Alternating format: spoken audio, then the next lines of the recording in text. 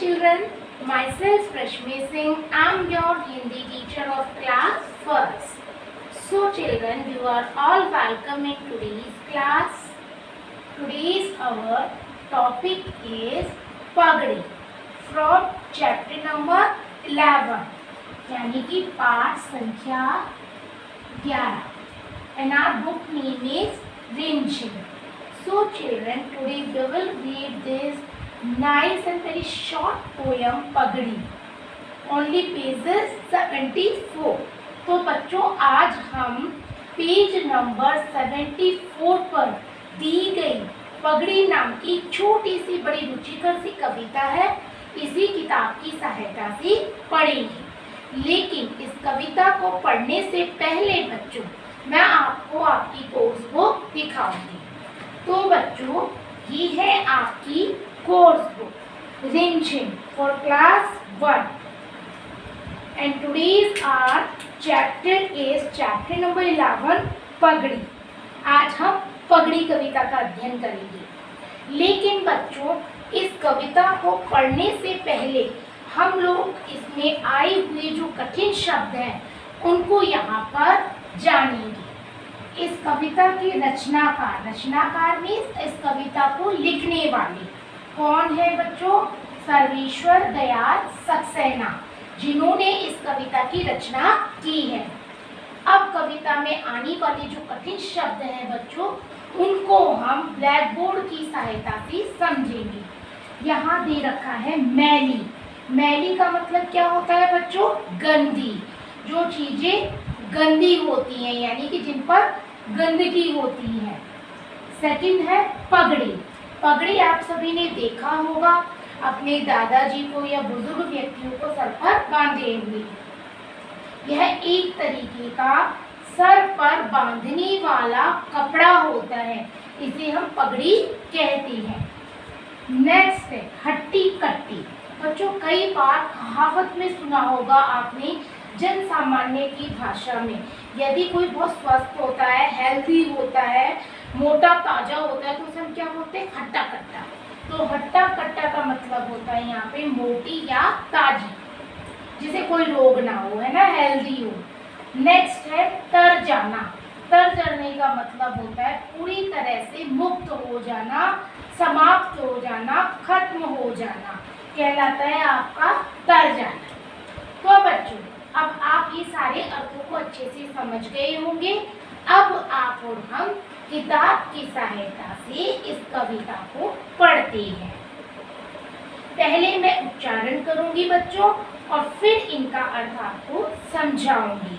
बहुत ही सरल भाषा है कविता की। जैसे ही आप लोग इस कविता को पढ़ेंगे वैसे इसका अर्थ अपने आप समझ जाएंगे। इतनी अच्छी यह कविता है। तो आइए बच्चों हम पढ़ते हैं।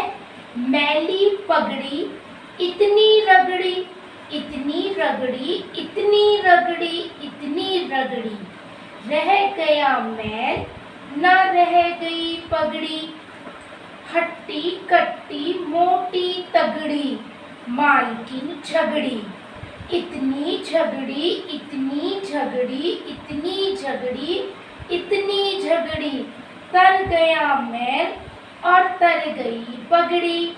तो बच्चों बहुत ही इजी भाषा में लिखी हुई कविता है जिसको पढ़ने से ही अपने आप अर्थ समझ में आ जाता है। मैली पगड़ी यानी कि सर पर बांधने वाला जो कपड़ा है, पगड़ी है, वो बहुत मैली है यानी गंदी है, उसमें बहुत गंदगी, धूल मिट्टी मैल है। इतनी रगड़ी बच्चों जब आपके कपड़े मैले हो जाती है, आपकी ड्रेसेस मैली हो जाती है तो आपकी मम्मा क्या करती हैं? या तो हाथ से धोती हैं या फिर उसे वॉशिंग मशीन में डालकर धोती हैं ताकि उन कपड़ों से मैल निकल जाए और कपड़े फिर से नए जैसे हो जाए, साफ स्वच्छ हो जाए। तो मैली पगड़ी है वो साफ कैसे होगी बच्चों? रगड़ कर साफ करने से होगी। इतनी रगड़ी, इतनी रगड़ी, इतनी रगड़ी, एक नौकर है जो उस पगड़ी को इतना रगड़ रगड़ कर धो रहा है, इतना घिस घिस कर धो रहा है कि क्या होता है लास्ट में? रह गया मैल न रह गई पगड़ी, महल तो वहां का वही रह गया। इतनी ज्यादा गंदी पगड़ी हो गई है कि उसे अगर रगड़ रगड़ कर साफ किया जा रहा है तब भी उस पगड़ी का मैल साफ नहीं हो पा रहा है। पगड़ी तो मैली रह गई, लेकिन ना रह गई पगड़ी, इट मीन्स वो जो पगड़ी थी या उसका कपड़ा था वो फट गया, अब वो बांधने लायक नहीं रहा।